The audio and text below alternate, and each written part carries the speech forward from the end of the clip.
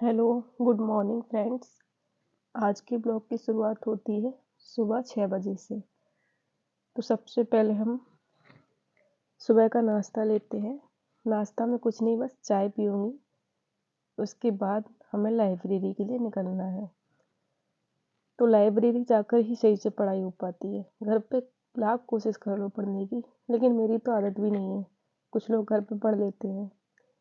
घर पे क्या होता है ना कि घर पे सब लोग घूमते रहते हैं। अब किससे मना कर दोगे?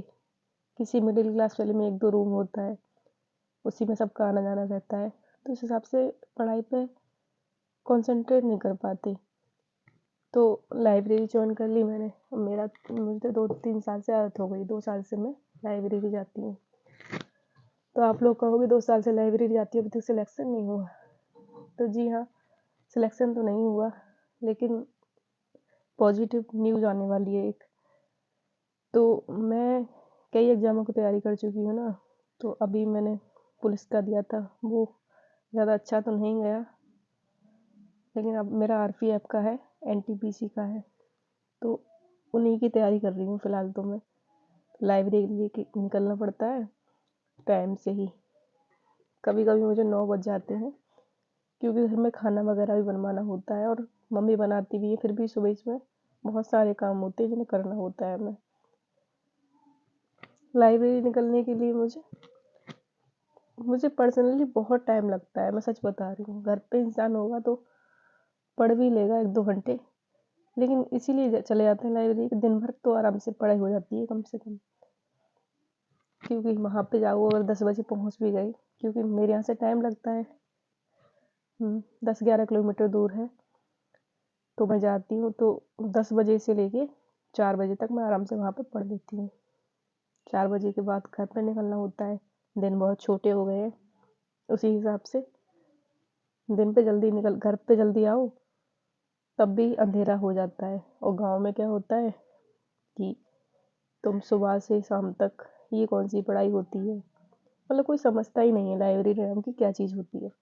बस घर वाले तो समझ जाते हैं, उन्हें समझा दो, बाकी बाहर वाले नहीं समझ पाते। तो इसी के साथ मेरा बैग वगैरह पूरा रेडी हो गया है, मैं निकल रही हूँ लाइब्रेरी के लिए। उसके बाद बैग तैयार करने के बाद मैंने सोचा चलो थोड़ा खाना वगैरह खा लेते हैं, खाना खा करके वहाँ के लिए निकलना हो। और आप सभी बताइए, आप कौन से एग्ज़ाम की तैयारी कर रहे हैं? घर से पढ़ाई करते हैं या लाइब्रेरी ज्वाइन कर रखी है आपने? आप मुझे कमेंट में ज़रूर बताइए। मेरा 2 यूट्यूब चैनल है, ये सेकंड यूट्यूब चैनल है मेरा। तो उस पर तो पहले वाले पे अच्छे खासे सब्सक्राइबर है, लेकिन मुझे उसमें काम करने में ज़्यादा मज़ा नहीं आता है। मुझे अपनी जर्नी शेयर करनी थी आप लोगों के साथ, क्योंकि मैंने बहुत लोगों को देखा है जर्नी शेयर करते हैं। तो डेली लाइफ में मेरा यही था कि मुझे पढ़ना था, तो मुझे उसके लिए टाइम नहीं मिल पाता था। और यहाँ पे मुझे अपनी जर्नी शेयर करती रहूँगी आपके साथ। आप लोगों से गाइडेंस मिलती रहेगी थोड़ी बहुत। कमेंट में आप बताते रहोगे क्या सही है क्या गलत है।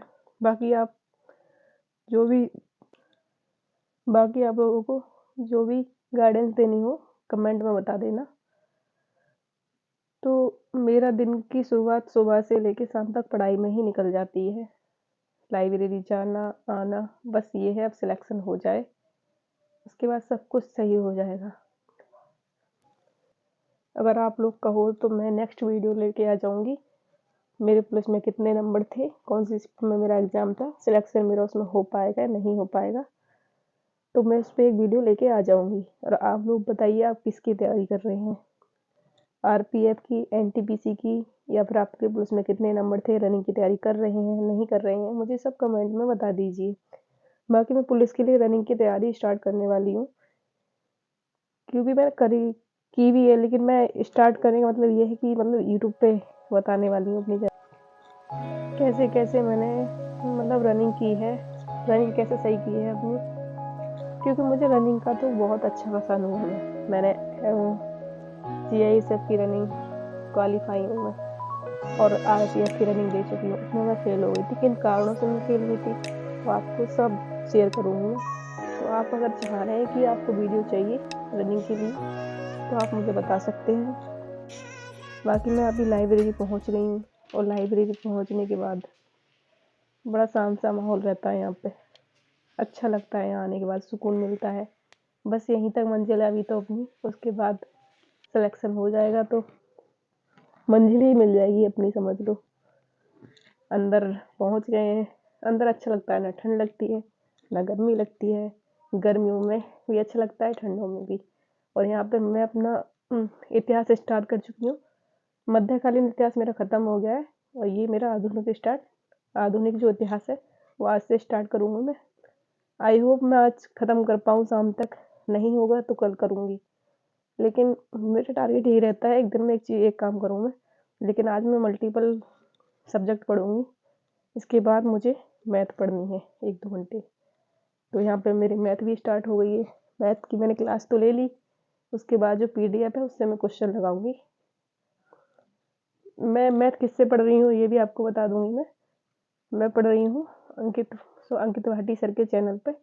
दीपक भाटी सर पढ़ाते हैं, उनसे पढ़ रही हूँ। क्योंकि मुझे मैथ बिल्कुल भी नहीं आती थी और मेरा बिल्कुल समझ लो मैथ मुझे आती ही नहीं थी। इन्हीं सर की वजह से मेरी मैथ सही हुई है।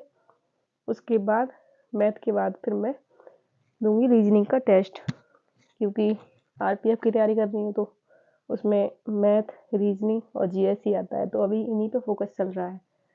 तो टेक्स्ट बुक तो मैं टेस्ट देती हूँ। रीजनिंग वैसे मेरी ठीक है, दोबारा पढ़ने की ज़रूरत नहीं है, लेकिन बस प्रैक्टिस की ज़रूरत है। प्रैक्टिस मैं आपसे कर रही हूँ। सेक्शनल टेस्ट में टेस्ट लगा रही हूँ मैं।